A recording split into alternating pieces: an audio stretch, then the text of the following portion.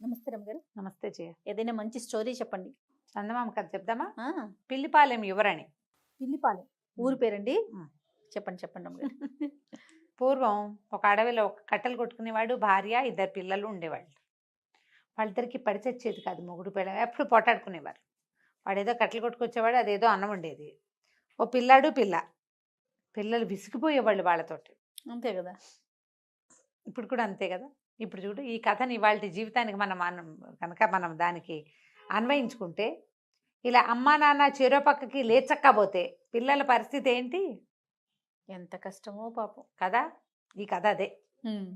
అయితే ఏమైంది, తెక్కొట్టుకునేవాళ్ళు. ఎట్టా కొట్ట కలిసి ఉండేవాళ్ళు. కొంతకాలం పోయాక పిల్లకి ఓ 10, 12 ఏళ్ళు వచ్చినాయి. పిల్లాడికో 15 ఏళ్ళు వచ్చినాయి. ఇంతంత పిల్లలయ్యాక అసలు కొట్టుకోవచ్చా? హ్మ్. ఎవరో ఒకళ్ళు రాజీ పడాలా? లేదా ఇద్దరూ రాజీ పడాలి. కొట్టుకుని ఆడన్నట్ట నీతో కాపురం చేసే బదులు అడవిలో కట్టలు కొట్టుకోవటం నయం అని వెళ్ళిపోయాట. ఉత్తరం వైపుకి ఆయన వెళ్ళిపోతే, నేను మాత్రం ఉంటానా? నేనేముంటాను? నీతో పాటు నేను పోతే పో, నేను కూడా పోతానని పెళ్ళాం దక్షిణం వైపుకి వెళ్ళిపోయింది. చెరో దిక్కు అయ్యారు. చెరో దిక్కు వెళ్ళిపోయారు. ఈ ఇంట్లో వీళ్ళకు ఓ పూరి గుడిసె, ఒక ఆవు, ఒక పిల్లి అంతే ఉన్నాయి వాళ్ళకి. అక్కడి నుంచి భార్య, అన్న, తమ్ముడు, చెల్లి ఇద్దరు కూర్చొని చూశారు. భార్య భర్త చెరో పక్కకి పోయారు. అన్న, చెల్లి, పిల్లాడు ఇంట్లో ఉన్నారు. తెల్లారిన తర్వాత చూస్తే అమ్మా నాన్న వచ్చేలాగా లేరు. ఏదో ఇలాగా అన్నం వండుకుని తిన్నారు. కాయ కసురు కోసు తిన్నారు. 2 పూటలు 2 రోజులు 3 రోజులు ఆగారు. ఆగేసరికల్లా ఏమైంది, పిల్లాడు అన్నాడు, ఏమే చెల్లాయి, వాళ్ళు వచ్చేలాగా లేరు, నేను ఈ అడవిలో ఉండలేను.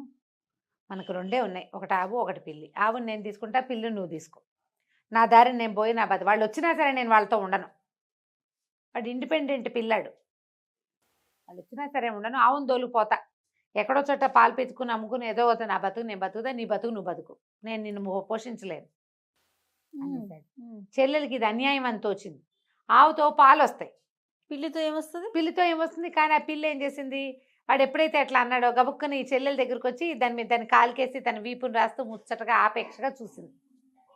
చూసేసరికల్లా పిల్లి తనతో ప్రేమగా ఉందనిపించింది పిల్లకి. ఆ! ఆవు దాని అది నుంచుంటుంది, పాలిస్తే ఇచ్చింది గాక. ఇది చక్క ప్రేమగా వచ్చి కూర్చుని ఆనుకుని ఆనుకుని తిరుగుతోంది. సరేనంది. అంటం ఏంటి, చెల్లెలు మనసు మార్చుకుంటుందేమో నీ అన్నయ్య అంటే, వాళ్ళ అమ్మ నాన్న ఎంత సెల్ఫిషో వాడు అంతే. వాడు అంతే సెల్ఫిష్. హ్మ్. చెల్లెల్ని వదిలిపెట్టేసి ఆవును దోలుకుని వెళ్ళిపోయాడు. ఈ పిల్ల బీకమొహం వేసుకుని బయటకు వచ్చి నుంచుంది. చూస్తోంది అన్నయ్య వెళ్ళిపోవటం. వాళ్ళంతా వెళ్ళారు, మనం కూడా ఏ వైపుకైనా వెళ్ళిపోదామా అని మాట వినపడింది.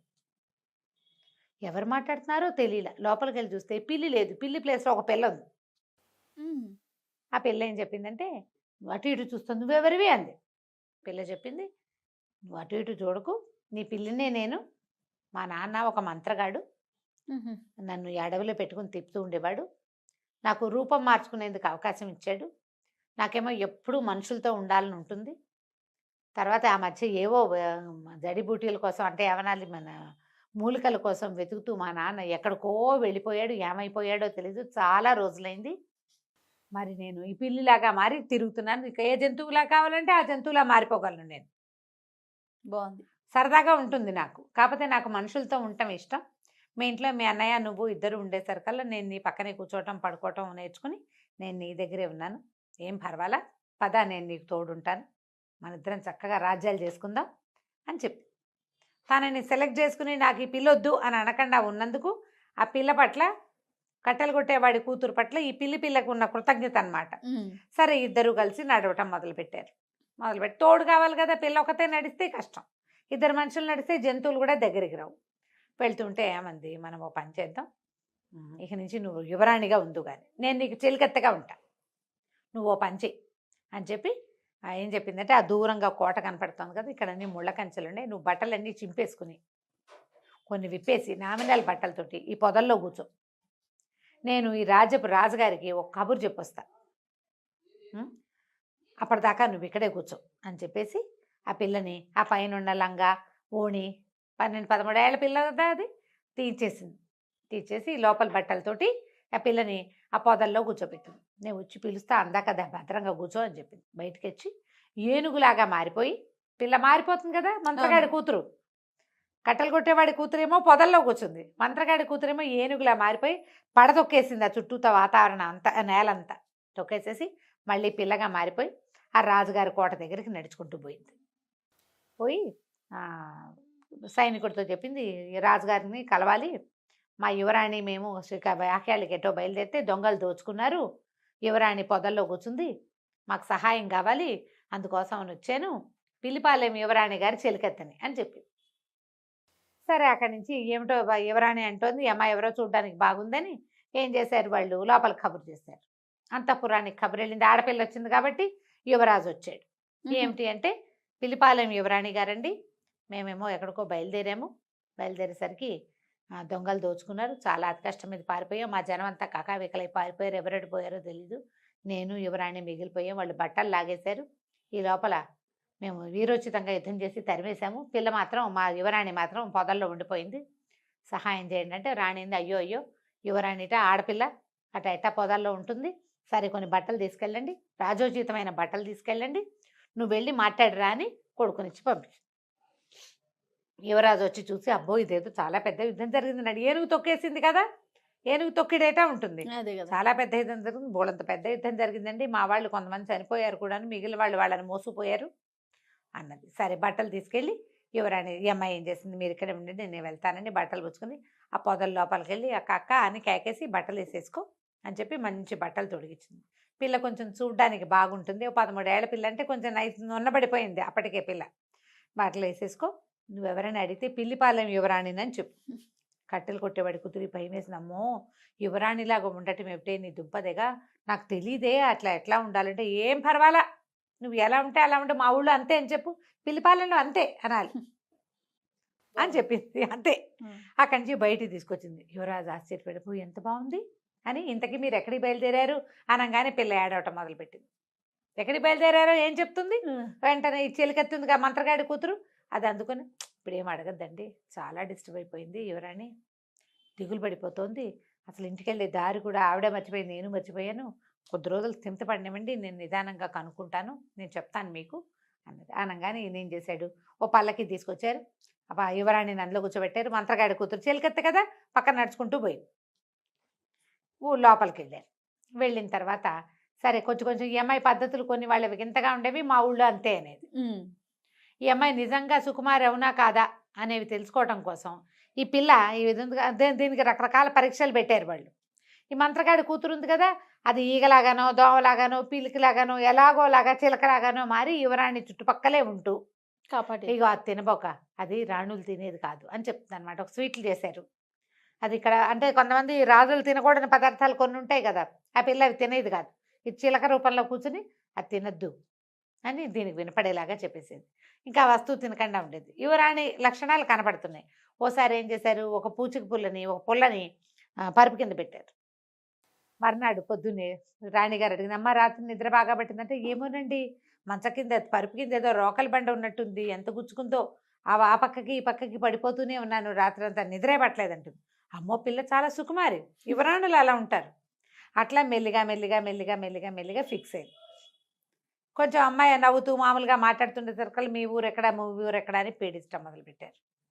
అడుగుతారు కదా, అడిగేసరికి ఈ అమ్మాయి ఏమో ఒకరోజు ఏడ్చింది. ఆ పిల్ల మంత్రగాడి కూతురు దగ్గర, వస్తే ఇట్లా చేసావు, వీళ్ళేమో మీ ఊరు ఎక్కడ, మీ కోట ఎక్కడ, మీ కోట ఉందా పద మీ కోటకు అంటున్నారే, ఇప్పుడు ఎట్లాగే అంటే, ఏం పర్వాలా మన కోట కూడా ఒకటి ఏర్పాటు చేస్తాను, 2 రోజులు భద్రంగా ఉండు, అలవాటు అయింది కదా ఉండు, నేను చూసొస్తానని అది పోయింది అటు ఇటు, అది చిలకలాగా మారి అటు ఇటు వెతుక్కుంటూ వెళ్తే ఈ ఊరికి రాజుగారి కోటకి ఒక 5 ఆమడల దూరంలో ఒక పురాతనమైన కోట ఒకటి ఉంది. దాని చుట్టూ అన్ని పల్లెటూళ్ళు ఉన్నాయి. ఈ కోటలో ఏంటంటే రాజులు ఎప్పుడో పోయారు, పాడుపడింది కోట, కొంచెం పాతబడింది, పాడు కాదు పాతబడిపోయింది. ఎవరూ లేకపోయేసరికల్లా ఆ కోటలో ఒక రాక్షసి దాన్ని ఆకట్టుకుని ఉంది. అదేంటంటే రాత్రిళ్ళు అక్కడ ఉంటుంది, పగళ్ళు ఉండదు. బయటికి వెళ్ళేటప్పుడు తలుపు వేసుకెళ్తుంది, తన తలుపు తీసుకుని లోపలికి వచ్చి తెచ్చుకున్న పదార్థాలు పెట్టు తిని తెల్లవార్లు పగలల్లా పడుకుంటుంది. రాత్రి అయ్యేసరికి బయటకు వెళ్తుంది. 2 పూటలు అక్కడ కాపలా కాసి ఈ చిలక రూపంలో ఉన్న ఈ మన మంత్రగాడి కూతురు ఈ కథ అంతా తెలుసుకొని ఏం చేసింది, ఎప్పుడైతే ఈ రాక్షసి బయటికి వెళ్ళిందో అది లోపలికి పోయి ఆ గడి లోపల నుంచి వేసేసుకుంది. తెల్లవారుజాము అయ్యేసరికల్లా రాక్షసి ఆహారం తెచ్చుకుంటుంది. దానికి ఎండ పడదు. ఓహో! పగలు నిద్రపోపోయినా ఈ లోపల ఉంటుంది. ఎండ రాకుండా చూసుకుని ఉంటుందన్నమాట. తలుపేసుకునేసరికల్లా ఈ రాక్షసి తెల్లవారిపోతుండగా 4:15 4కో వచ్చింది. తలుపు తోసింది. తోస్తే రాల. తెల్లబోయింది రాక్షసి. ఇదేంటి, నేను బయట గడి పెట్టి వెళ్తే లోపల ఎవరు గడి పెట్టారు? హ్మ్. అక్కడి నుంచి తలుపులు కొట్టింది. దబా దబా బాధింది. ఎవరంటే ఈ చిలక, ఈ పిల్ల చెప్పింది మంత్రగాడి కూతురు. నేను చిట్టిగారిని అంది. చిట్టిగారే. ఓహో! చిట్టిగారులు అంటే ఎంతంత ఉంటాయి? చిట్టిగారంటే వసే చిట్టిగారే నువ్వుటే ఎందుకే లోపలికి వెళ్ళావు, తలుపు ఎందుకు వేసావే, తీవే తీవే ఎండొచ్చేస్తుందే అని కేకేసింది.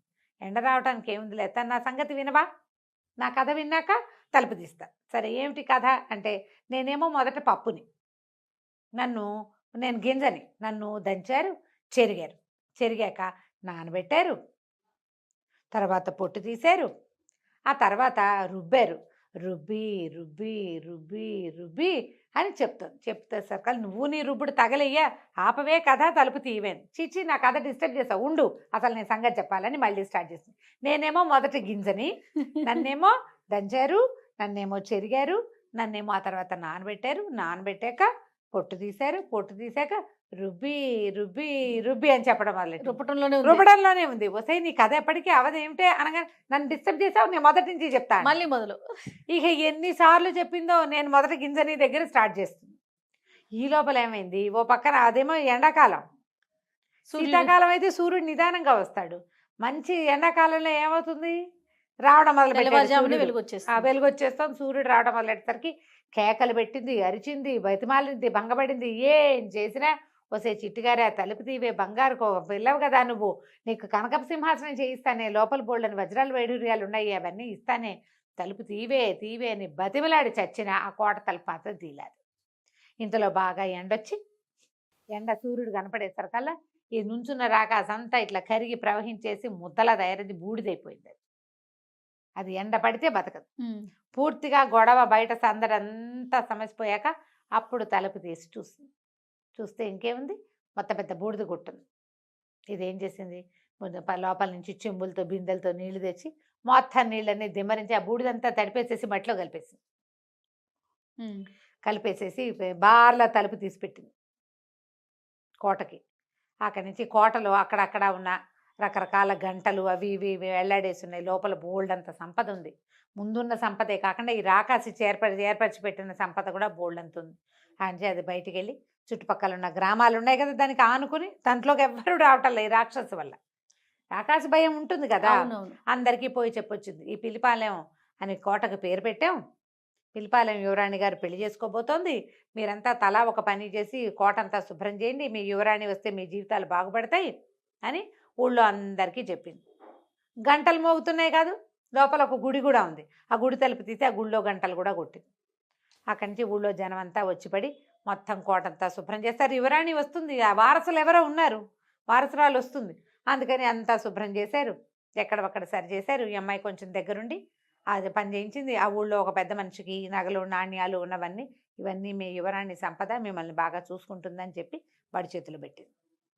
అక్కడి నుంచి చిలకలాగా మారి ఎగురుకుంటూ వచ్చేసేసి మంత్రగాడికి, అదే మన కొట్టలు కొట్టేవాడి కూతురు చెప్పింది, నువ్వు పిల్లిపాలెం యువరాణివి, నీకు పిల్లిపాలెం కోట కూడా సిద్ధమైంది, నీకు వచ్చిన భయమేమీ లేదు, మీ ఇల్లు ఎక్కడ అంటే తీసుకెళ్ళి చూపిద్దాం, పెళ్లి చేసుకుంటానంటే చేసుకుంటూ కానీ అన్నది. ఇంతలో రాజకుమారుడి పిల్లని చేసుకుంటానన్నాడు. ఈ అమ్మాయికి తెలుసు రాజకుమారుడు ఎంతసేపు వచ్చి చూస్తూ ఉండేవాడు, అబ్బాయిలు చూసే చూపులు ఆడపిల్లలకు తెలియకుండా ఉండవు. చేసుకుంటానంటే రాజు రాణి అన్నారు. ఒరే పెళ్ళైతే మనకు దొరికింది, బాగుంది, చెలికత్తుంది, వాళ్ళ ఇల్లు వాకిలి ఊరు వాడు మనకేమీ తెలియదురా అంటే, ఈ పెళ్ళబోయి ఏం చెప్పిందంటే, ఎందుకు తెలియదండి, ఇక్కడికి 5 ఆమడ్ల దూరంలో ఉంది, మేము షాకు గురై మర్చిపోయాము, ఇప్పుడు గుర్తొచ్చింది, మా దారి మా రోడ్డంతా బాగున్నాయి, కావాలంటే ఎవరైనా పంపించండి, మీ చిన్న అబ్బాయిని పంపండి, తీసుకెళ్ళి చూపిస్తానని రాజుగారి చిన్న కొడుకుని వెంటేసుకుని తీసుకెళ్ళి చూపించింది. కోటలో మరమ్మతులు జరుగుతున్నాయి, పెళ్లికి సిద్ధమవుతుంది, కొంత మటుకు శుభ్రపడిపోయింది, చక్కగా ముత్యాల తోరణాలు, లోపల పెద్ద గుడి. ఇన్ని చూసేసరికల్లా రాజకుమారుడు ఆశ్చర్యపోయాడు. ఓ ఇదంతా మీ యువరాణిదేనంటే, కావాలంటే నాది కూడాను, మేమిద్దరమే దీనికి వారసులమని చెప్పేసరికల్లా వాడి ఇంటికి పోయి, అమ్మ దీన్ని పెళ్లి చేసుకుంటాను నేను, వాళ్ళది పెద్ద కోట అని చెప్పి చెప్పంగానే రాణిగారు సంతోషించి పెద్దమ్మాయినేమో మంత్రగాడి కాదు కట్టెలు కొట్టేవాడి కూతుర్నేమో పెద్ద కొడుక్కి, మంత్రగాడి కూతుర్నేమో చిన్న కొడుక్కి పెళ్లి చేసి ఈ పిల్లిపాలెం యువరాణిని ఆవిడ చెలికత్తని పిల్లిపాలెనికి పంపించారు. బాగుంది. చక్కగా కోటను సొంతం చేసుకుని హాయిగా ఉన్నారు. ఇది ఒక ఇంగ్లీష్ కథకి అనువాదం నేను అనుకోవటం. ఆహా. ఒక అబ్బాయికి పిల్లి దొరుకుతుంది. ఆ అబ్బాయితో పిల్లి ఏం చేసింది, క్యాట్ ఇన్ పుస్సీ ఇన్ బూట్సో ఏదో కథ ఆహా. ఇలా రాశారనమాట. ఇంచుమించు 69 ఆ ప్రాంతంలో రాయబడిన కథ. ఓకే. టైటిల్ చాలా బాగుంది ముందు. పిల్లిపాలెం యువరాణి. రైట్ రామ్ గారు, నమస్తే. నమస్తే.